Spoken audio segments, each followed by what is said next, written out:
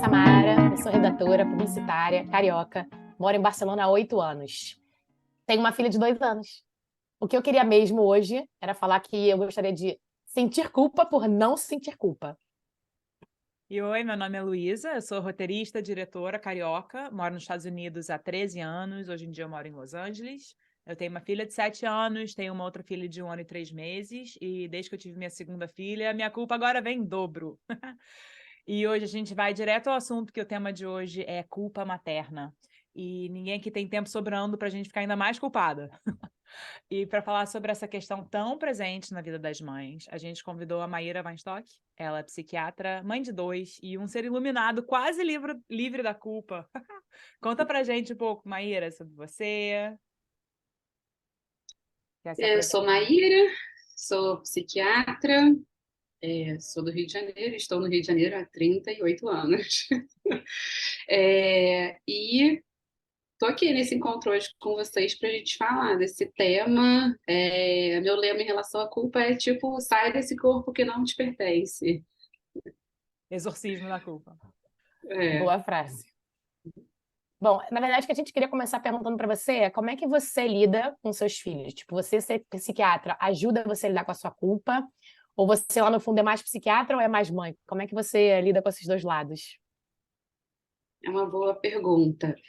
Acho que primeiro, que tem tudo a ver com culpa, mas parece que eu vou fugir um pouco da pergunta, mas eu queria falar um pouco dessa introdução, assim. É que eu acho que para começar a falar de maternidade, é preciso falar no plural, é preciso falar em maternidades, em que existem inúmeros contextos raciais, sociais, culturais, e quando a gente fala em maternidade, unificando essa experiência para grupos muito diversos, é o primeiro ponto gerador de culpa, né? Então, vou começar a responder para você falando né, no meu formato de maternidade, entendendo que isso vai servir, ou isso tem sentido, tem lógica para um tipo de enfim, para um tipo de pessoa, de uma classe social, né, de uma população branca, enfim, e que talvez um outro grupo social, ao me ouvir, vai fazer tudo diferente porque entende que é necessário fazer tudo diferente, ou que nem consegue fazer nesse formato, e aí, puf, culpa, tá vendo? Porque ela é melhor mãe do que eu, ou porque ela faz coisas mais legais, ou porque ela é mais paciente e tal. Então, não queria deixar de fazer essa introdução. Então, assim, em relação, né, como eu lido, eu acho que ser psiquiatra, por um lado, tem uma vantagem no sentido de que, mesmo que eu não seja psiquiatra infantil, eu sou conhecedora do desenvolvimento humano, né? Então, eu sei o que esperar de uma criança, como é que é, né? Como é que é o desenvolvimento saudável, como é que é o desenvolvimento atípico, enfim, as tretas que rolam de cada idade, isso acabo sabendo, fez parte da minha formação. Então, isso me gera alguma flexibilidade para lidar com todas essas questões, assim. Mas acho que casa de ferreiro espeto de pau, quando, enfim, o fato de eu ter uma bagagem teórica para isso não me torna um ser que está totalmente consegue totalmente negociar com todos os sentimentos que vêm, né? Assim, então, em alguns momentos me ajuda, mas quando o calo aperta, assim, meio que sou mãe comum, igual qualquer mãe, né? Com todas as preocupações, neuroses e dramas de todas as mães aí, né? Mas em algum aspecto, assim, me sinto ajudada. Sim, e vejo isso também no meu marido, assim, em muitos momentos ele me pergunta assim, né? E aí, tá normal isso aí? É isso aí mesmo? É assim mesmo?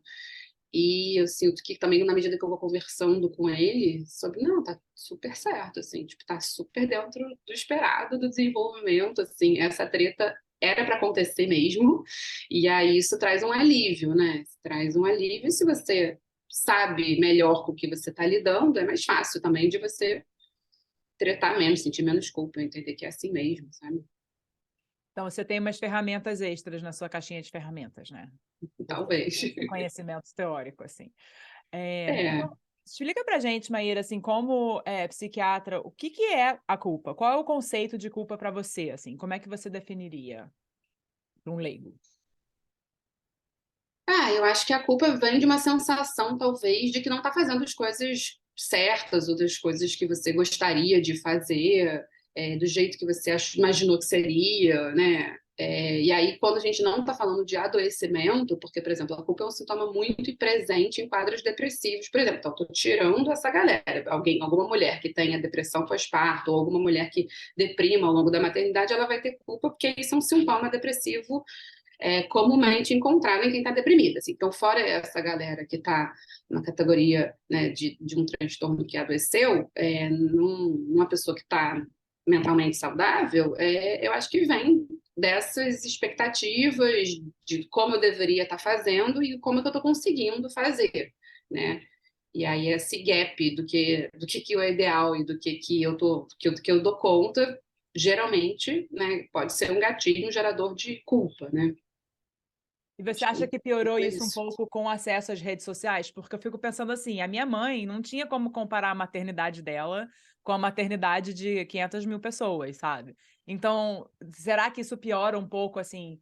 Porque eu achei muito interessante esse conceito, assim, do gap entre expectativa e realidade, né? E essa expectativa, ela é mudada porque a gente tem acesso a uma vida hiperfiltrada das outras pessoas, onde está todo mundo só postando o que eles têm de melhor e que, né, só os momentos de sucesso, assim. É por isso que nesse início dessa minha fala foi sobre isso, assim, né? Que eu estou falando sobre maternidade do que é, né? Do que é do meu perímetro de lugar de fala. E que, sim, e aí quando você entra numa rede social e a pessoa fala de maternidade e não fala de maternidades, daí é isso. Você vai falar, por exemplo, para uma mulher preta periférica aqui do Rio de Janeiro que ela trabalha, enfim, não tem grana para contar com uma rede de apoio, não sei o que, e ela vai pegar talvez o filho dela de 6 meses e vai colocar em frente a uma televisão para ela poder cozinhar o arroz e lavar a roupa e, enfim, cuidar da criança de 3 e não sei o que lá, e aí vem alguém sei lá no Instagram, por exemplo, e não, porque tela faz mal, se você está expondo seus filhos à tela, você está danificando o cérebro dele. Mas não dá para unificar. Não dá para unificar isso, entendeu? Porque é lindo na teoria. Eu consigo não expor meus filhos à tela, que eu tenho uma puta rede de apoio. Meu filho vê muito pouco, assim, meu filho de 3 anos e meio vê, sei lá, 3 horas semanais de tela é muito. E a gente vê num contexto de estar curtindo, de ver um filme, de estar vendo um desenho juntos, curtindo. A minha tela não é uma rede de apoio. Mas quem sou eu para dizer que a outra mãe é pior porque a tela é uma rede de apoio ali, né? Ou porque talvez não tenha tanta paciência, ou porque talvez, enfim, é como ela dá conta também de lidar com o filho, né? Então, e aí quando vem, sim, redes sociais, né? Instagram, Facebook, enfim, Twitter, o que quer que seja, narrando um jeito certo de maternar, né? Usando a maternidade no singular, isso se torna muito problemático, porque esse é um gerador de culpa. Eu acho incrível, é uma ferramenta maravilhosa, porque também divulga a galera, né, que trabalha com disciplina positiva, que vai divulgando também uma série de informações que você não teria acesso, mas também vai desenhando, muitas vezes, uma maternidade que só pode ser de um jeito, porque se não for desse jeito, você vai estar estragando a vida do seu filho, sabe? Não pode ser assim, entendeu? Eu acho que esse ponto que você falou, o mais importante, talvez seja até esse final que você falou, que é a sensação de estar estragando a vida da criança, né? Parece que eu acho que a culpa vem muito desse lugar de que qualquer coisa que eu não siga, ou que a mãe não siga, como deve ser feito exatamente daquela maneira, então já é um dano irreversível para a criança, como se tudo Uhum. fosse um problema tipo de uma grandeza irrecuperável, né? E eu acho que o que você falou bem, que explicou bem, é que justamente cada um tem que se adaptar à sua realidade, à sua necessidade, né? Tipo, eu e a Luísa, a gente mora fora do Brasil há muito tempo, em situações diferentes, com famílias presencialmente diferentes ou não, e a gente vê também, né, muitas vezes essa situação de Sei lá, vejo amigas no Brasil que têm uma rede de apoio e eu entendo que algumas queixas delas são XYZ, que eu falo assim, cara, eu não posso nem me dar ao luxo de me queixar disso, porque eu não tenho nem a possibilidade de ter essa queixa. E eu acho que isso é uma relação, claro, é o que você falou, cada um do seu espectro, cada um do seu perímetro, de Uhum, entender. Agora, uma coisa que eu acho que independente, e que eu acho que assim, independente do quanto acesso a gente tem à rede de apoio, ou ajudas, ou dinheiro, ou não poder não trabalhar, eu acho curioso que, no fim das contas, todas as mães sentem alguma culpa. Então, assim, não importa o quanto você está seguindo a cartilha, digamos assim, ainda assim tem espaço para culpa. E aí eu uhum. queria saber, você acha que essa culpa tem a ver com o machismo? Você acha que o pai tem também essa relação de culpa que nem a mãe? Ou a gente que se ferra mesmo, a gente que fica com a sobrecarga da questão emocional da culpa? Eu acho que a maneira como a sociedade moderna também vem, né, a sociedade contemporânea vem se constituindo, né, enclausurada, cada um no seu apartamento, né, ou nas suas casas, enfim, é uma maneira que nunca vivemos enquanto sociedade. Somos seres sociais, né? Então, essa coisa, rede de apoio, que se tornou um luxo da classe média, por exemplo, brasileira, isso não é um luxo, isso é uma necessidade básica para você criar uma criança, né? A tarefa de criar uma criança não é uma tarefa da mãe, ela é uma tarefa da sociedade, né? Você se desenvolve melhor em sociedade, né? Então, a criança ela é cuidada por todos, ela deveria ser cuidada por todos, pela mãe, pelo pai, pelos tios, pelos avós, pelos primos, pelos amigos, né? E aí, na medida em que você vai, cada um vai ficando no seu lugar, no seu lugar, no seu lugar, é,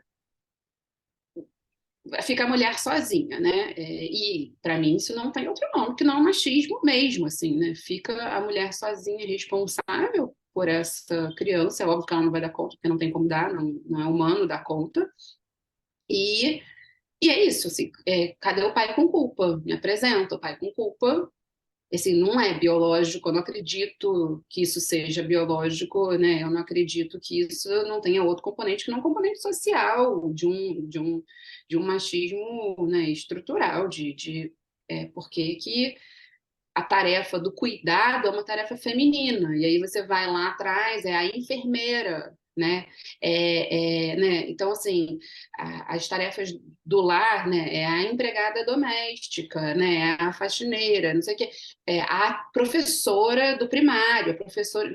Cadê? Você acha um professor de creche homem? É muito difícil, né? A maioria são mulheres. Então, ficou para as mulheres esse papel do cuidado, né? O homem ganha o dinheiro, o homem sai de casa ganha o dinheiro para botar o dinheiro em casa, o homem cuida de um monte de coisas importantes e a mulher cuida, né? E tá nas próprias brincadeiras infantis, que você dá uma boneca para a menina, você dá uma panelinha, você dá uma vassourinha, daí o menino ganha carrinho, ganha, ganha coisas, né? E aí não pode brincar de boneca, porque que você está ensinando para o menino, que é um, sabe? Mas que tipo de homem vai ser porque você deu uma boneca e uma fralda para ele brincar de trocar fralda? Não pode, né?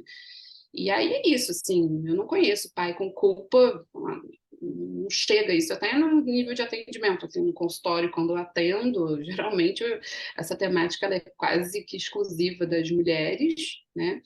É, e eu acho que tem, assim, essa coisa que a gente precisa entender que o papel do cuidado é um papel humano, não é um papel feminino, né? Mas ainda estamos, acho que estamos bem longe ainda disso, embora, enfim, as coisas estejam avançando, né? Mas acho que bem longe disso, assim, São ainda. gerações e gerações, né, dessa estrutura, assim, que agora a gente finalmente, assim, sei lá, desde os anos 70 que a gente está conseguindo começar a questionar, mas antes disso foram muitos e muitas centenas de anos de uma certa forma, né? Então, por mais bem intencionados que muitos desses homens sejam, e nem todos são, né? Mas muitos são. E eu acho que aqui todo mundo é casado com homens bem intencionados, assim, eu ainda vejo em casa, assim, ontem mesmo, assim, teve um evento na escola da minha filha e eu tava com as minhas duas e meu marido lá de papo com outro pai e eu correndo atrás da menorzinha. E em algum momento eu falei assim, ele não vai nem se ligar que, sabe? Tudo bem, é meu papel falar também, né? Porque é meu papel me comunicar expressamente, mas assim, eu não quero nem ter que me comunicar, né? E falar, olha, assim, vamos dividir aqui a tarefa um pouquinho, que eu também quero conversar com outras pessoas, né? Então, é muito entranhado, né? Mas eu acho muito legal isso que você falou, assim, não é genético, né? Não é constitucional, é circunstâncias, né? São as circunstâncias que nos levaram até esse ponto, assim. E você, Maíra, você tem alguma ferramenta que você usa para si mesma e que ou não, mas que você pode dar para as outras mães assim, de quando a gente vê aquela culpa, ainda mais uma culpa que paralisa, né? Quais são as ferramentas que a gente pode usar para a gente tentar sair desse loop, do loop da culpa? Acho que a primeira coisa também é se cuidar, né? Poder se cuidar. Acho que existem vários formatos para se cuidar. É tipo trocar com outras mulheres, com essa coisa de que você não cria nenhum filho sozinha, né? E você poder estar com outras mulheres, outras mães e dialogar com elas, ouvir como é que faz, por que que faz, como é que faz, enfim.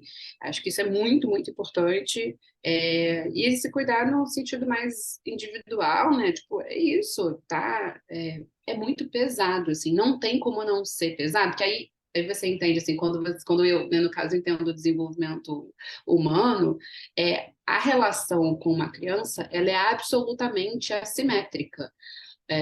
Então, e aí tem uma coisa que, enfim, posso ser cancelado, mas tem uma coisa que a galera, né, de disciplina positiva, não sei o quê, porque você não grita com seu marido, não sei o quê, você não grita com a sua amiga quando a sua amiga fala sei lá o quê, não sei o quê. Você não grita, não é porque a gente gosta de violentar crianças, né? Porque a gente é mau e a gente gosta de escrotizar e violentar as crianças. A gente não grita porque a gente, quando está se relacionando com outro adulto, a gente tem uma simetria na relação. É uma relação absolutamente simétrica. Quando o saudável para uma criança é ter uma relação assimétrica. E aí, a criança é absolutamente dependente do adulto, e não é só não dependente no sentido de alimentação, não, é dependente no sentido subjetivo. Ela precisa da estrutura, da estrutura psíquica, de todas as ferramentas de um adulto para ela se desenvolver de forma saudável. Isso é absolutamente desgastante para o adulto. Não tem como não ser desgastante. Você se doa para uma criança, tipo, enlouquecedor. Passar um dia com uma criança numa relação absolutamente assimétrica, e quanto mais nova a criança, mais assimétrica a relação, é enlouquecedor. Tanto é que adultos que desenvolvem relações de assimetria são adultos que geralmente têm transtornos, né, psiquiátricos, né, transtornos de personalidade, enfim, quando se relacionam como uma criança se relaciona. Então tem isso, saber disso, assim, dá uma ajudada, porque você respira fundo e você também se permite, tipo, eu tô com raiva do meu filho, que saco, ele está um saco, que droga, e poder, assim, eu acho que deve ser muito angustiante para uma criança que o pai só é compreensivo e a mãe só é compreensiva, sabe? Assim, filho, eu entendo, você tá com raiva, respira, não sei o que, mamãe tá aqui, não sei o que. Tem horas, eu tenho um acordo com meu filho, por exemplo, de 3 anos, né, tem um de 3 anos e meio que dizem que é o Terrible 2, é uma mentira que tá no 3 anos e meio e tá lá no Terrible 2 ainda, e é super esperado também, porque também tem essa venda, assim, não, Terrible 2, depois de fazer 3 anos, uma mágica vai acontecer, pode piripipi, vai cair na cabeça dele e ele vai tá ótimo, não vai tá ótimo. E aí com 3 anos e meio ele tava me enchendo o saco, daí eu virei e falei assim, olha só, eu tô chegando no meu limite, acabou pra mim, o meu limite chegou, eu tô perdendo a paciência, daí ele ouviu aquilo, ficou assim, olhou para mim dentro dos meus olhos, assim, tipo, chorou de novo, mas, enfim, depois virou pro pai, 2 dias depois falou assim, mamãe tem limite. Que bom, sabe, que ele tá entendendo que eu tenho limite, entendeu? Que bom, sabe? Isso faz com que ele não vá fazer de novo? Não, ele repetiu outros 1000, né, choros e desespero porque queria botar o sapato sozinho e não conseguia, porque queria, sei lá o que, queria dar descarga, eu dei a descarga na frente dele, porque ele toquei o botão do elevador e ele queria tocar o botão do elevador, não sei o que. E naquele dia eu tava com a cabeça na lua e eu esqueci de perguntar: oi, você quer tocar o botão do elevador? Porque olha só, olha a treta, você sai, você acorda de manhã. Aí você senta no vaso para fazer xixi, já vem uma criança. No meu caso, já vem uma criança, sendo nem fazer xixi em paz eu posso fazer. Aí eu levanto e eu tenho que perguntar: Oi, você quer dar descarga para a mamãe? E aí ele fala, não, obrigado, mãe. Aí eu dou a descarga. Porque se eu esquecer de perguntar e eu der a descarga, uai, meu querido, eu quero dar descarga, não sei o quê. E aí, assim, aí você vai no café da manhã e você abre a geladeira, não, eu que queria ter aberto a geladeira, eu que quer. Aí você, enfim, quando você, 1 hora da tarde, quando eu tô levando para a escola, a minha cabeça já tá a mil. Aí eu esqueci de perguntar se ele queria apertar o botão do elevador. Aí o caos aconteceu. O caos aconteceu, entendeu? Então, e aí, assim, poder também, é assim que você também vai ensinando o limite para a criança, assim, né? Então, agora, isso é absolutamente diferente de eu descer o cacete, pegar o chinelo, né, e descer o cacete no meu filho porque eu tô estressada com ele. Agora, eu também não acho que a solução seja só amor e carinho e consideração e uma fala tão carinhosa de que, filho amado, você está passando por uma frustração, eu te entendo, assim, inclusive meu filho de 3 anos está numa fase de querer me ver com raiva, ele faz as coisas, ele provoca, ele fica esperando ele tem prazer em ver a minha raiva, e isso também que bom que está dentro do desenvolvimento saudável, assim. Ele quer ver o meu ódio, sabe? Ele quer, você não vai chorar, mamãe? Você vai chorar, mamãe? Você não vai chorar, mamãe? Aí, sabe, ele vai, quer ver o circo pegar fogo, ele acha maneiro, né?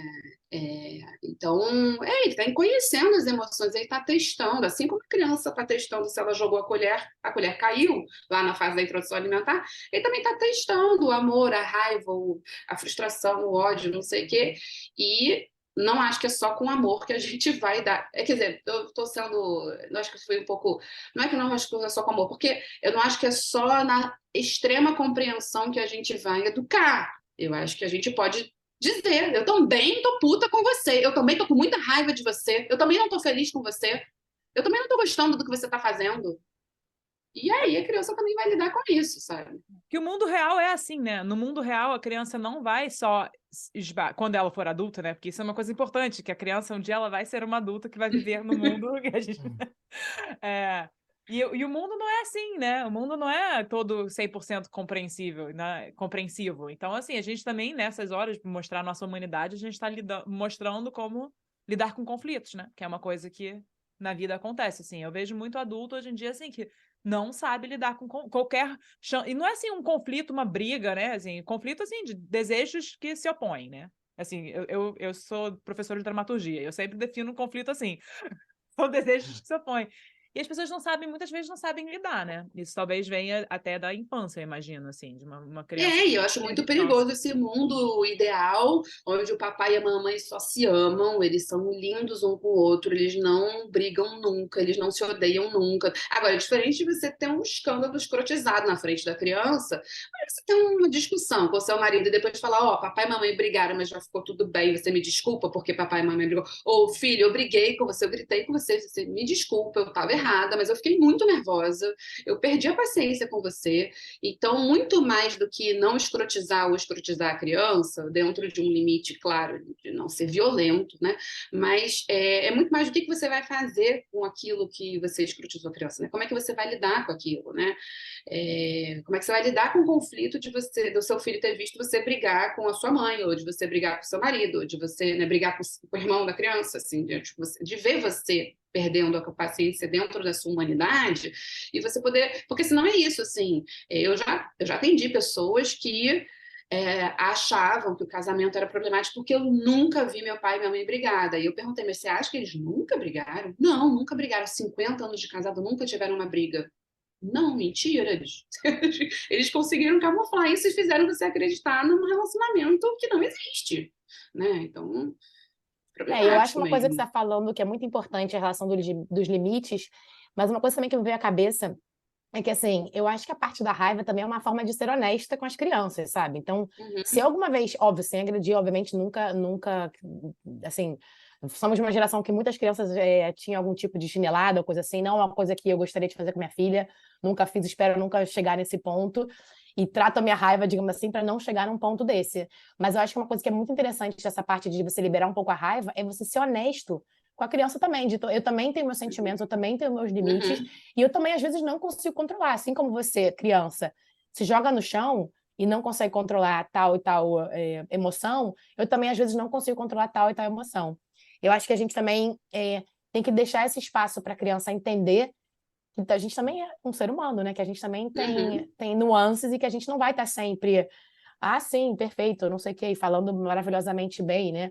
Acho que é uma coisa de limite. E uma coisa, outra interessante que você falou, que aí é até uma pergunta para você, na verdade, que eu acho que essa nem é o tema daqui, mas eu só queria perguntar, acho que já é uma pergunta de mãe, que é assim, como é que você põe o limite quando a criança vai agredir, né? Porque quando a criança vai agredir ou você se você está tentando falar com a criança e impor esse limite, ou como é que a criança, ou como é que você falaria se a criança fosse agredir outra criança e você impede isso? Não, não tem a ver, mas tem a ver, porque tem a ver porque se você desconhece ou se você não sabe o que esperar de um desenvolvimento infantil, né, típico ou até mesmo atípico, você vai se enraivecer e aí você vai pegar a criança, você vai bater na criança e depois você vai ter culpa de ter feito aquilo, né? Então, acho que nesse sentido, quando eu digo que saber desenvolvimento infantil me ajuda a lidar com culpa, é porque nem me deixa ter culpa, porque talvez eu falo, cara, que saco que tá fazendo isso, mas é meio que é isso que tá fazendo, tá pra fazer, né? E aí, isso, assim, a fase, nessa fase de 3 anos, começa com 2, 3 anos, é isso, vou morder, eu vou bater, eu quero, tipo, é muito visceral, né? E aí eu acho que tem um limite de tipo, não, você não pode me bater. Você não pode fazer isso comigo, você tá com muita raiva, mas a solução para isso não é você me bater. Você não pode bater nas pessoas, não é assim que a gente vai resolver a sua raiva, né? E aí tentar começar a nomear para a criança o que ela está sentindo. Aí tem um monte de livrinhos interessantes, né? Tem aquele filme que é incrível, que é o Divertidamente, que aí fala sobre todos os sentimentos. A gente vai ensinar essa criança a lidar com a frustração, com a raiva, com a tristeza, com esses sentimentos, o que ela... A criança, é isso, a criança de 3 anos, ela quer tudo, né? Como se ela estivesse no alto de um mirante e a tudo que ela olha, ela quer tudo, ela quer todas as coisas ao mesmo tempo, ela quer subir e descer, sabe? Ela quer comer e fazer cocô, ela quer dormir e estar acordada, tipo, cara, deve ser muito terrível ter 3 anos, eu não lembro ainda bem, sabe? Deve ser um horror, Por isso que a gente então, esquece, talvez, né? Esse trauma. então, assim, é muito angustiante, ela também fica muito angustiada, acho que a gente vai dando um contorno para essa angústia e perde a paciência também, né, no meio disso, porque é muita coisa, sabe? Exige muito da gente, né? A relação com uma criança é uma relação que exige demais da gente. A gente fica desgastado com tanta exigência. Aí a gente fica, se a gente não tem rede de apoio, a gente fica desgastado, a gente fica cansado, a gente fica estressado, a gente grita, a gente berra, e depois a gente fala, ai, tadinho, ele é tão fofinho, por que que a gente fez isso, né? Porque Eu acho que Aí vem a aguentou. culpa, vem a senhora Aí vem a culpa, bater no culpa. ombro aqui, que tô eu aqui, ó, tô eu aqui de novo. Vem. Mas eu acho muito interessante você estar falando assim, da gente tentar se colocar, né? De ter essa empatia com a criança, mesmo a gente não lembrando exatamente como é que é uma coisa que a criança não vai ter muito com a gente, justamente por essa simetria que você falou, né? Assim, então, Zero empatia. Tem um autor que é o Piaget, que ele fala muito sobre desenvolvimento infantil, e aí nessa pegada a criança não entende muito o que é intencionalidade. Ele tem uma esquete, assim, que ele dá 2 exemplos, né? Ele pega uma criança e fala assim, ó, você tá num quarto fechado, sua mãe pegou uma cadeira, botou uma bandeja em cima com 17 xícaras, e aí você não sabia que essas 17 xícaras estavam lá, e aí você abriu a porta e quebrou as 17 xícaras. Isso é um recorte. A outra situação naquela época não tinha Nutella, era geleia. Então, na outra situação, a sua mãe pegou um pote de geleia e falou assim: você não pode comer essa geleia, eu vou guardar ela aqui em cima do armário. E aí ela guarda do lado de uma xícara. E aí você vai lá, tipo, a criança vai lá escondida e fala: eu vou comer essa geleia sem minha mãe ter deixado. E ela, ao pegar esse pote de geleia, quebra uma xícara. Qual situação é mais grave? Daí as crianças pequenas, até 5 anos, majoritariamente dizem, a primeira situação, porque quebrou 17 xícaras. Daí você fala, mas como assim, sabe? Porque uma você nem sabia que as xícaras estavam lá, outra você fez uma coisa errada. Não, as crianças, mais ou menos aproximadamente até 5 anos, elas acham que a situação mais grave é a situação número 1. Entendeu? Então, assim, as crianças, elas não têm muito esse conceito de intencionalidade, não sei o quê, elas não têm muito essa coisa da empatia e tal. Mas, por outro lado, tem uma coisa perigosa, que é, elas são muito autorreferentes, assim, né? Então, elas acham também que tudo é sobre elas. Então, é muito comum uma criança que vê um adulto chorando e achar, o que que eu fiz? O que que eu fiz? Fui eu... Outro dia, meu filho viu uma picada de mosquito minha que deu ruim, ele falou, fui eu que fiz, mamãe. Não, não foi você que fez, sabe? Então, Ai, gente, mas... eles ficam muito preocupados com isso, assim, é uma outra coisa, não é, a criança não é um mini adulta, é um outro, ela tem, assim, uma outra maneira de estar no mundo, sabe? Você sente culpa sendo mãe, na sua versão das suas maternidades com cada filho, você sente culpa? Nossa, eu sinto uma porrada de culpa e falo, não é pra sentir, não tem nada a ver, eu olho pro meu Culpa marido por tá lá de 5. boa, culpa zero, aparentemente muito pouca culpa, tal, mas sinto muita culpa, assim, né? É isso, culpa de trabalhar, culpa, sei lá, passo numa lista de culpas e, tipo, isso, culpa de trabalhar, culpa de estar muito tempo longe deles, mesmo que as minhas amigas aqui falam, caraca, você fica muito com eles, eu não fico metade do tempo que você fica, mas não sei se é tanto desejo, é muito desejo também de estar, mas boa parte também é de culpa de, sabe, estar longe, estar fazendo as minhas coisas, enfim, uma porrada de culpa que eu sinto. Muita, A muita, questão do e trabalho é aparece um muito. exercício. É a questão do A questão da trabalho. culpa da mãe que trabalha aparece muito, assim, porque, assim, eu no momento, eu tô trabalhando muito pouco, né? Eu tive minha segunda filha, pandemia, e vou falar disso também, das culpas em relação à segunda versus a primeira e tal, mas quando eu tava com a Maia, eu tava trabalhando muito, com 4 meses voltei a trabalhar, passava o dia inteiro fora, e eu tinha muita culpa sobre isso, mesma coisa, né? Muito comum, não preciso nem explicar essa culpa, assim, que ela é uma culpa universal. E agora que eu tô trabalhando menos, eu sinto a culpa de não tá contribuindo tanto para as finanças da família, sabe? Eu tô muito em casa, mas ao mesmo tempo eu tenho uma babá que me ajuda um pouquinho, porque eu sou escritora, eu preciso escrever minhas coisas, então é quase assim, o sentimento tá lá, né? É um pouco como eu sinto a minha ansiedade também. Eu falei assim, eu sempre tenho um pensamento que justifica a minha ansiedade. Ah, tô ansiosa por causa do dinheiro, tô culpado por causa do XYZ. Mas assim, a emoção vem primeiro, né? E depois eu consigo racionalizar, assim. Eu sinto um pouco assim a minha culpa, sabe? Porque assim, se a minha circunstância mudou e a culpa tá lá, então não era circunstância, né? É uma coisa que eu tô Uhum. carregando muito profunda, assim. A gente sempre vai ter uma coisa, um motivo para achar uma culpa, assim, sabe? Eu acho que ou se a gente trabalha demais, vai ser culpa do trabalho. Se no final de semana você quer, sei lá, um momento de encontrar suas amigas, então você se sente culpada porque você saiu naquele momento. Então acho que o problema é a gente conseguir também entender que no meio desse caminho, cara, eu tenho sim direito de sair para trabalhar, ou eu tenho direito de não fazer nada também, tenho direito de não querer fazer nada, de fazer minha unha e isso não ser um motivo de uma culpa, né? Eu acho que a gente também tem que tentar encontrar esse equilíbrio, que é dificílimo, mas você sente culpa de quê, Luísa, na sua dupla maternidade?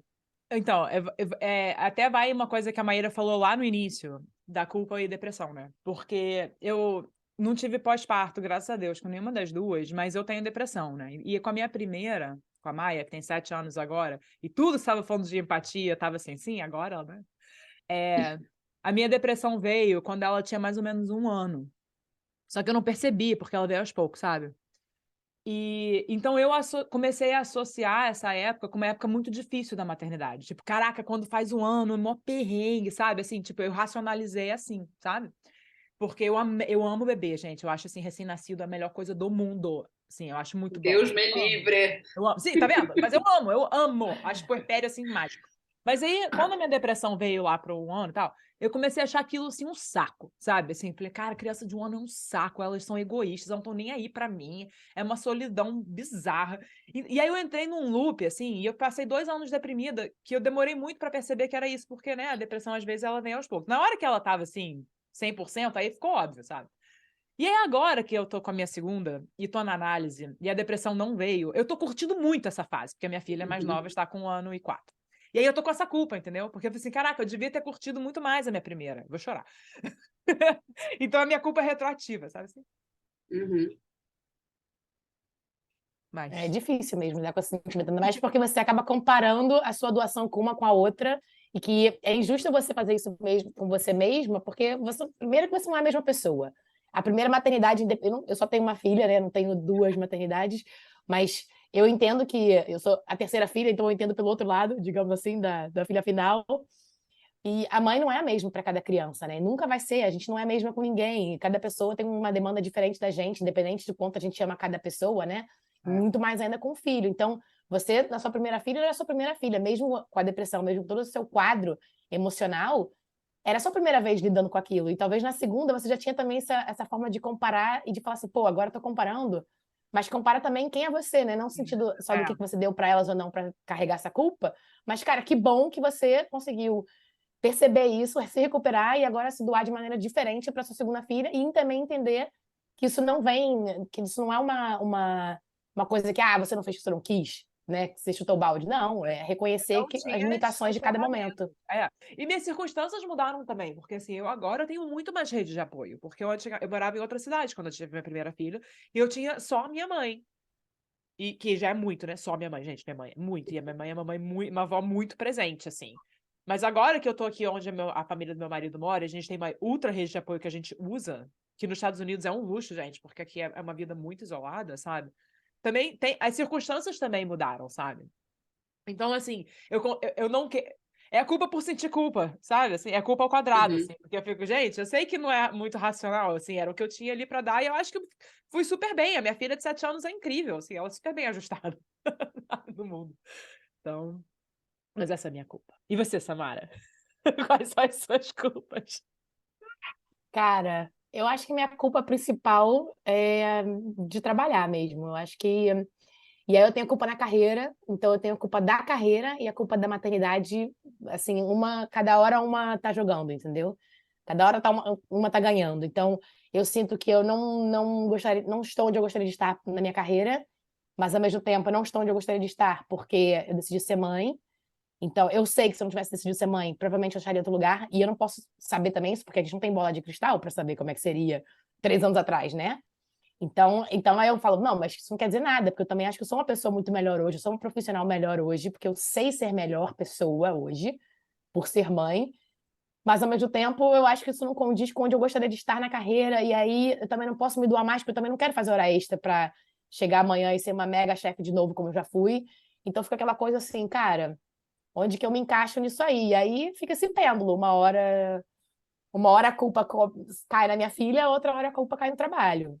E eu já aprendi a lidar com isso também, assim, já aprendi no sentido que, assim, acho que aprender, não estou iluminada nesse sentido, mas eu pelo menos já consegui entender que, cara, vai ter dia que vai ser ruim e vai ter dia que vai ser bom com relação a isso, e bola pra frente. Você tem dias bons e dias ruins, e às vezes não tem nem justificativa, né? Às vezes, sei lá, a gente dorme, acorda mal porque dormiu mal, sei lá. Então eu já sei que eu tenho que lidar com isso, e aí se o dia tá ruim no trabalho, eu ponho uma música e vambora, entendeu? Se a culpa tá maior com minha filha, eu vejo mais fotos dela durante o dia, entendeu? Não tem muito o que fazer, né? Isso é comum no seu consultório, Maíra, essa culpa profissional, essa divisão da profissão com a mãe, assim, né, aquela coisa que eu já vi, sei lá, no Twitter, assim, esperam que a mãe trabalhe como se ela não tivesse filhos e crie os filhos como se ela não trabalhasse, né? Você Uhum. tem visto isso, assim, nas suas Eu, pacientes? eu vejo, eu vejo isso principalmente quando um trabalho não é uma fonte de tesão, né? De prazer, não sei o quê, porque aí realmente, cara, eu tô deixando de estar com a minha filha para estar fazendo uma merda de coisa, né? Assim, então é mais comum, assim. Mas eventualmente tem essa sensação de que eu estou falhando com meu filho, eu estou privando meu filho de coisas, não sei o quê. E aí, de novo, quando a gente se propõe, quando a gente consegue colocar em prática de uma criação é, comunitária, sei lá, se você vai, por exemplo, no meio da floresta amazônica, povos originários ali, né, população indígena, você vê que, tipo, tem o pai e a mãe, beleza, mas, assim, eles estão todos juntos ali, né? Então, eu acho que é um certo exercício de, cara, meu filho não é só feliz comigo, tem uma coisa também um pouco narcísica, assim, eu acho, sabe? Cara, meu filho não é só feliz somente comigo, eu não sou o sol, sabe, da vida dele, que se ele tá sem mim, ele tá sofrendo, sabe? A gente também, é fácil entrar nesse lugar. Não, meu filho tá com o pai, meu filho tá com a avó, meu filho tá na escola, tá com os amigos, tá super curtindo, mesmo que seja uma rede de apoio paga, né? tá com a babá e a babá e o meu filho podem ter uma relação efetivamente amorosa, não é porque essa relação ela é paga que ela é estritamente profissional, né? Basta a gente ver como que a gente se relaciona com as pessoas que a gente trabalha. Também tem até uma certa objetificação ali daquela mulher que está servindo, né? Muitas vezes como uma funcionária, como se ela só pudesse ser uma funcionária, né? Sei lá, eu tenho uma relação de muito carinho com os meus pacientes. Eu verdadeiramente me preocupo com eles. Eu verdadeiramente gosto de saber notícias, vibro junto, entristeço junto quando, né, quando a situação fica muito merda. Por que que a babá do meu filho não pode, né, amar meu filho, ter um carinho enorme pro meu filho e ele por ela, né? Então, e aí a gente vai pensando que, cara, meu filho tá vivendo um monte de coisas maneiras também sem mim. Que bom, sabe? Que bom que ele pode ter amor e carinho e diversão para além da minha existência. E aí tem um ponto narcísico aí, eu acho que da culpa, né, também, né? Tipo, não, eu sou o sol da luz da vida do meu filho, se ele estiver sem mim, ele tá sofrendo, sabe? Então, eu acho que dá para ter essa negociação, esse exercício. Eu acho que é um exercício ativo, não é uma coisa que vem intuitiva, do tipo, cara, que colinho gostoso que ele tá com outra pessoa, sabe? Que coisa legal que ele viveu na escola, com o professor, com o pai, com a mãe, com a babá, enfim, com quem quer que seja, né? Ele pode estar recebendo carinho, atenção e amor de outras pessoas que não eu. Você falou isso, eu me lembrei de uma frase que eu escutei. Eu escutei essa frase quando meu sobrinho nasceu. Meu sobrinho já tem 9 anos. Estava longe de ser mãe, né?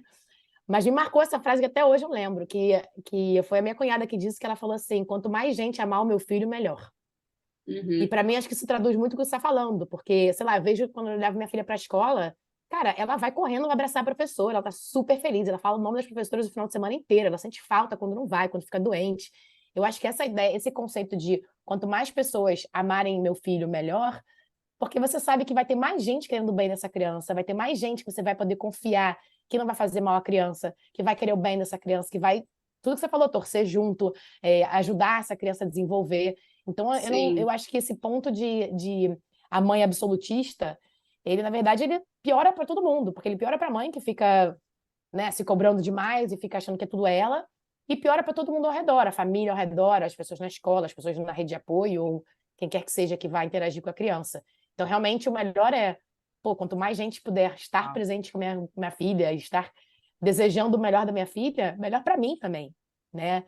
Nesse sentido. Porque eu acho que é difícil, porque enquanto sociedade houve um tempo, há não muito tempo atrás, sei lá, 150 anos atrás, na época de escravidão, em que efetivamente os filhos estavam sendo cuidados e amamentados por mulheres pretas, escravizadas, e que muitas vezes abandonavam seus filhos, eram obrigadas a abandonar seus filhos para amamentar a criança do senhor, né?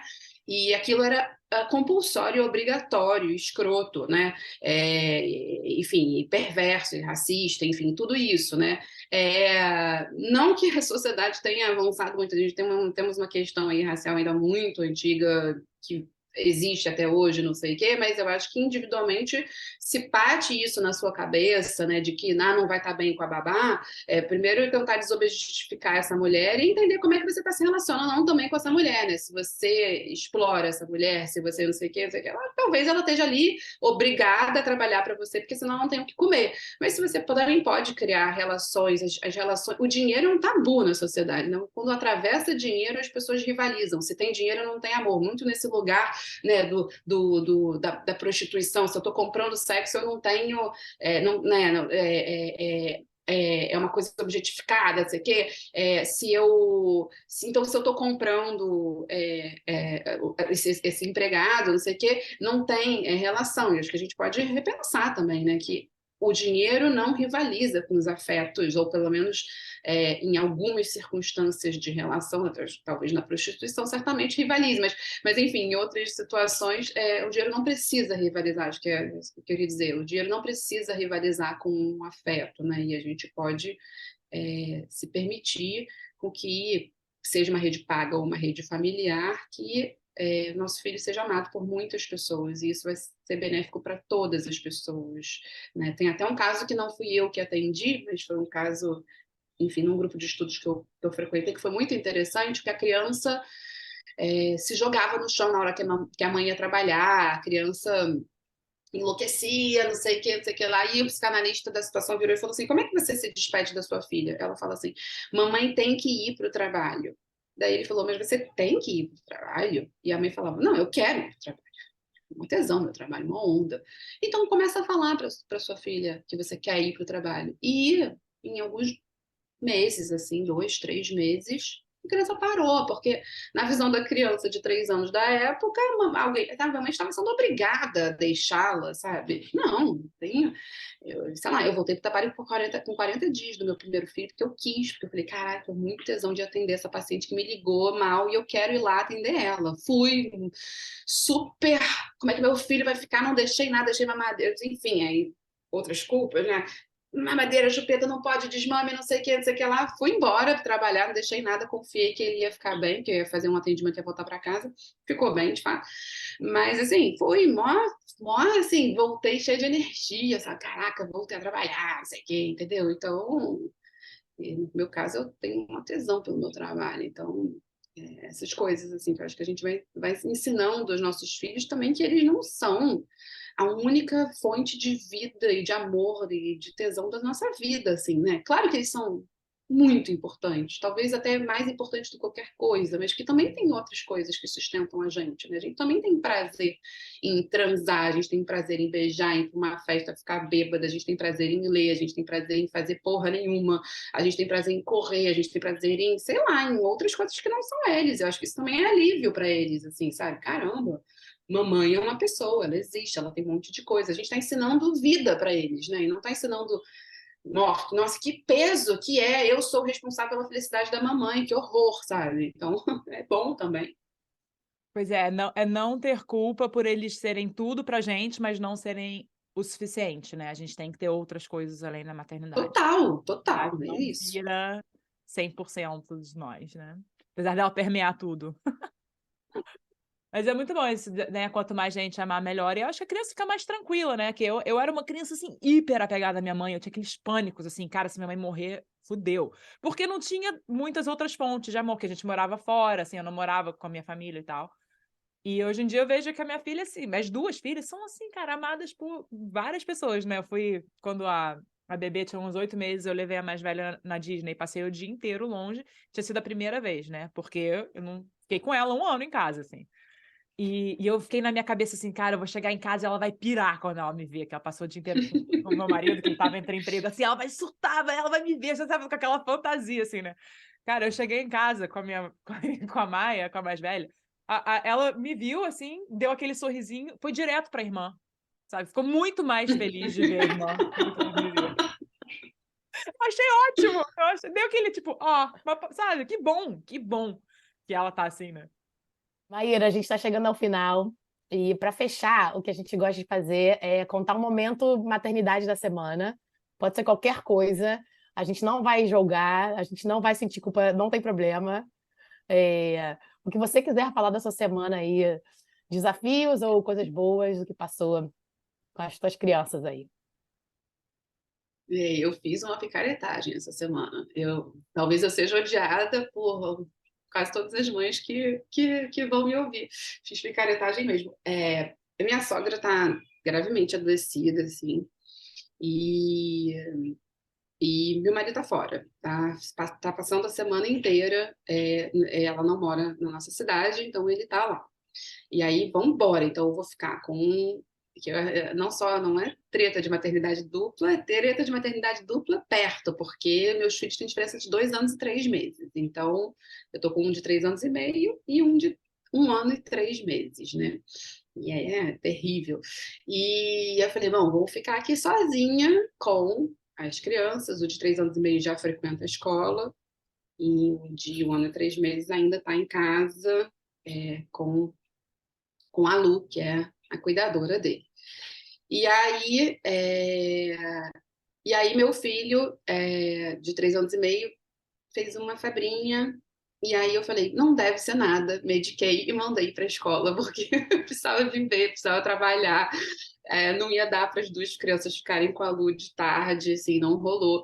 E aí fiz isso, assim, um pecado mortal, e ficou tudo bem, essa febrinha não era nada muito sério e ele ficou bem na escola e nunca mais apareceu essa febre. Ainda bem que eu fiz isso, mas fiz essa caretagem. Avisei pra professora, ó, fez uma febrinha aí, mediquei, se acontecer ruim, você me avisa aí. Tá bom, te ligo qualquer coisa.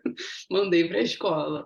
É isso, pecado mortal materno. Tá tranquilo. Você é Cara, médica, mas... Maíra, eu vou ter que falar que você contou isso, agora eu tô me sentindo muito pior do que eu tava antes. Porque a minha tá por aí. Tá por aí. Eu, na verdade, mas eu fui pior que você. Tô até aqui já, abaixo da minha cabeça já. Então, semana de mãe foi bem parecido com isso aí. Minha filha apareceu com conjuntivite quinta-feira da semana passada. E aí, só que de manhã cedo, né? Quinta-feira de manhã cedo. Aí eu falei, deixa eu chegar aqui, deixa eu ver esse olho aqui de perto. É só uma remela meio gorda. Pintei assim, falei, não, mas. Aí eu e meu marido, para dizer que não fui só eu sozinha, uma decisão sozinha, né? Uma decisão conjunta, a gente olhou, vamos mandar para a escola, não vai ser nada, né? Não vai ser nada. Mandamos para a escola na quinta-feira, beleza. Passou o dia super de boa, aí a professora avisou, olha, amanhã não pode vir, né? Porque a criança tá com... Você já tomei a chamada da professora, né? Tipo, não traga essa criança amanhã. Aí sexta-feira, realmente, ela acordou com um remelão daqueles que não dá nem para abrir o olho, sabe? Você tem que jogar 1 litro de soro para limpar a criança. Aí sábado, domingo, beleza, tudo bem, né? Final de semana, normal, recuperou. Segunda-feira ela foi para a escola curada, de verdade, sem enrolação. Terça-feira veio a minha filha, de 2 anos, me contar que o amiguinho tá com o olho machucado. E aí descobri que o amiguinho da sala dela tá com conjuntivite, gente. E a culpa? Paciente Pelo zero. menos eu não me senti. Passou conjuntivite para geral. Eu só pelo menos me senti tão mal, porque eu encontrei com a mãe desse amiguinho, e ela é muito camaradora, assim, e ela sabia que a minha filha tá com conjuntivite, então, assim, ela já sabe que a culpa é da minha filha, sabe? Tipo, não tem Menos culpa. não. A culpa da minha filha não é minha, não é minha. Péssima mãe essa semana, gente. Mas é conjuntivite de criança, não tem nada. É botar sorinho e acabou, sabe? Mas me cancelem, não tem o que fazer. Então, a minha história dessa semana tá super ligada à culpa também, porque na segunda-feira foi aniversário da minha sogra, né? Aí teve jantar. Que, cara, Maíra, você tem filha de 1 ano e 3, né? Tipo assim, a pior coisa do É, mundo é um jantar. por quê? Por que que marcam jantar? Eu fico com raiva disso. Que bom que você entende, porque eu já cheguei assim, meio com raiva, sabe? Tudo bem, tipo, foram super. Moço, gente, por que que marca jantar pra criança? Tudo Meu bem na Deus do casa céu. de alguém, né? Mas tá lá todo mundo no restaurante, aí é claro que sobra pra mim, ainda mais porque é aniversário da minha sogra, então eu dei uma trégua pro meu marido, pra ele poder curtir e tal. Mas aí foi me dando aquela irritação, assim, sabe? E aí, cara, aí na hora do carro, eu nem lembro, mas a minha filha tava fazendo alguma malcriaçãozinha super básica, e eu tava assim irritada, e eu tava reagindo de um jeito assim super não proporcional à situação, né? Aí eu fui deitar com ela na hora de dormir, aí eu falei assim, ai, mãe, olha, desculpa, porque a mamãe às vezes ela fica assim meio mal-humorada, e aí eu não consigo superar, e eu sei que eu tô mal-humorada, e mesmo assim eu tô reagindo. Aí fiz aquela desculpa, assim, tá? Aí ela ficou quietinha assim, ela, mãe, não tem problema, mas o que mais tá me incomodando agora é o seu bafo. Pá! Não, Porque tá bem assim no meu nariz e tá meio ruim assim no mau amor. Cara, eu tive um ataque de riso, gente, porque eu achei esse muito bom, meu bafo. É genial. tipo, cala a boca, pelo amor de Deus, sabe? Tipo, Ai, gente, muito bom. Bom, Maíra, é isso. Muito, muito obrigada por vir compartilhar aqui seus conhecimentos. Você foi uma convidada maravilhosa, muitos insights. Acho que vai ajudar um monte de mãe por aí que é isso, né? Só muda o endereço. Estamos todas lidando, mesmo nas maternidades, que eu achei isso uma lição muito importante, assim, né? Tem as diferenças e tem as semelhanças. Mas é isso, muito obrigada. Até o próximo episódio e até mais. Obrigada, gente. O bônus é que tem um livro chamado A Criança e Seu Mundo, que é muito interessante assim para ler. Ela vai perpassando por várias fases da vida, um bom começo assim, de conseguir. De Winnicott, ele começa a vida como pediatra e vai virando psicanalista, assim, e, e é interessantíssimo esse livro. Eu gosto muito, assim. Acho que quem quer, tipo, quero entender, quero ler um pouco mais sobre o que criança. É claro que tem coisas datadas da época dele, ok. Escreveu, sei lá, 50, agora também já estou, sei lá, perdida, mas é um livro interessante, quem tiver vontade. Ótimo, muito obrigada. arrasou. Obrigada.